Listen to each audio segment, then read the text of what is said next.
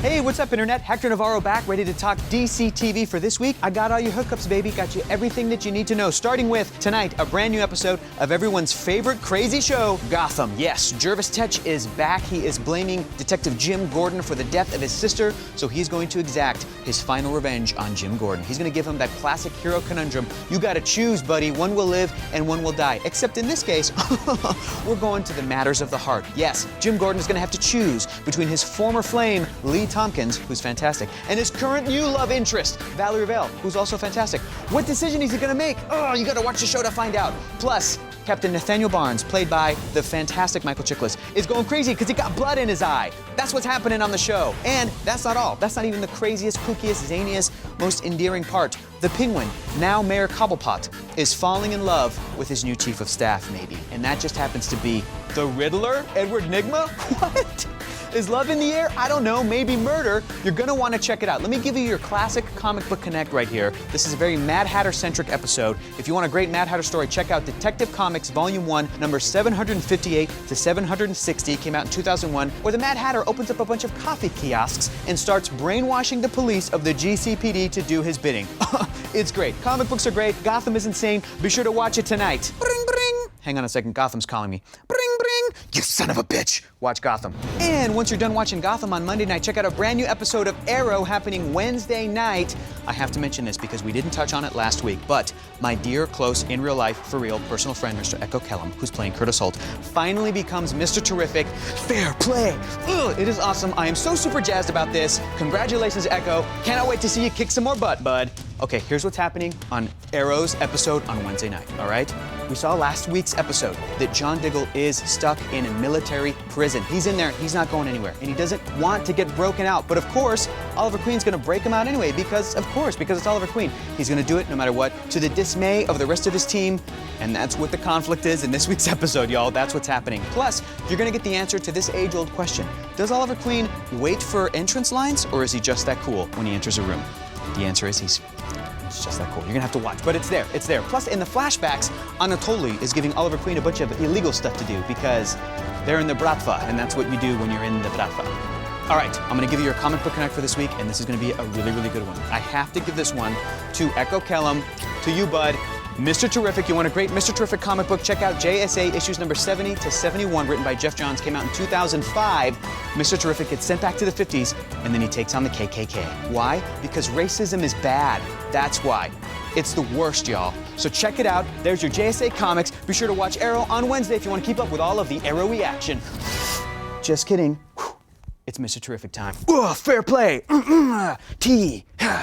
What's over here, you guys? And happening Thursday on a brand new Legends of Mañana, we got a bunch of great stuff, y'all. First of all, Vixen's grandmother, the original Vixen, is finally on the team. Yes, she's stowed away aboard on the Legends of Tomorrow ship, and she starts taking dudes out left and right. Pa, pa, pa, pa. Gorilla power, totems.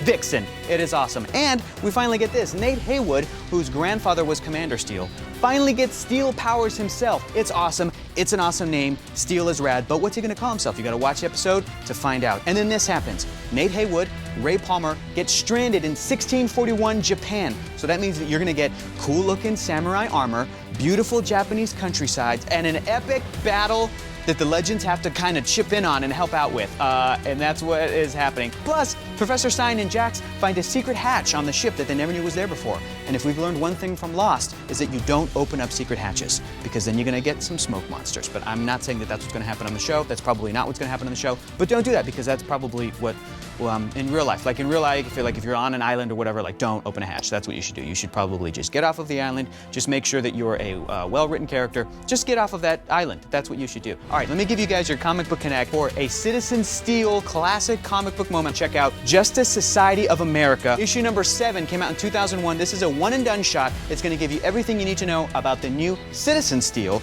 taking the place of his predecessor, Commander Steel. It is a fantastic issue. He takes on some Nazis. Why? Because racism is bad. Comic books are great, y'all. So that's what's happening on Legends of Tomorrow, aka Legends of Mañana, Thursday night. No, I did not forget about the rest of DCTV, guys. Be sure to check out a brand new episode of Lucifer and a new episode of Supergirl happening tonight, Monday night, plus tomorrow night, new episode of Flash. So check that out. There you go. Boom. Guys, last week I got to chat with the fantastic Tyler Hoechlin, who is, of course, Superman from the new Supergirl. And we asked you guys if you could ask a question to Superman, what would it be? And I'm about to read some right here. Here we go. First up, Vulcan Tastan says, how do you cut your body hair? Do you tell Batman to do that with kryptonite? TMI. TMI. Mr. Crispin says, hey, Soups, who would win, Jason or Hector? I don't understand that question. I don't get it. I don't know what he's trying to say. King Pokemon 8 says, do you like Batman? Everything's always about Batman with these guys.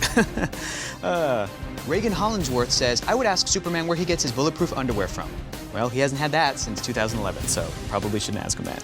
Oh, here's a good one. Slick Nix NJ asks, if I could ask Superman one question, it would be, are your powers more fun, like flying around, being kind of fast, and being strong? First of all, he's more than kind of fast. Anyway, or painful, hearing everything, having whacked up vision? That's a great, compassionate question. That's awesome. Cal Gumbo says, I would ask Superman if he could teach me Kryptonian. Cool. Mo Gamer says, Superman, what other power would you like other than your own? I would have the power to see the future so I can find out who will win, Jason or Hector. Marcel Lasky asks, what would he do if Batman created a perfume with kryptonite in it? Bless you. Pepon Show says, he smells fantastic. Calm you, fanboy man. No, he really did. He smelled great. For real. Like, real talk. He smelled great. Jackson in the Box would like to ask, do you ever get tired of saving people? I'll take this one, Superman. No, I gotta do it. It's the right thing to do. And also, you can save people. Even though you don't have powers, you can be your own Superman. Just do the best that you can with what you got. He'd probably say something along those lines. A Show of Hands 7 has got another great question. They're gonna ask, I'd ask Superman about that mullet he used to have. That look was not working.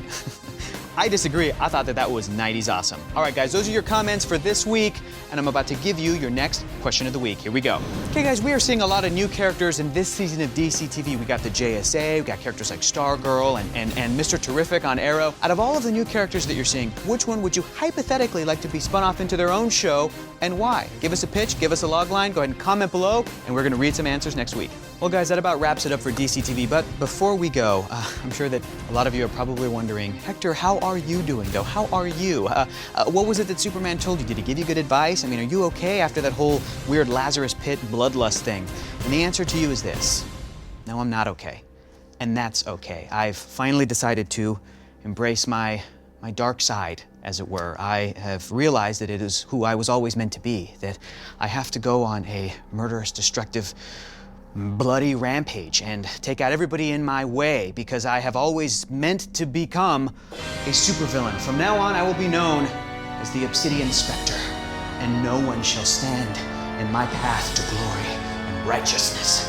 Not Tiffany Smith, not Jason Inman, not any of the producers behind the camera right now with mouths agape, shocked at my confession. I will rue the day. Be sure to go over to DCComics.com after all the episodes wrap for the #DCTV Couch Club to get all your recaps and all that fun stuff. See you guys next time.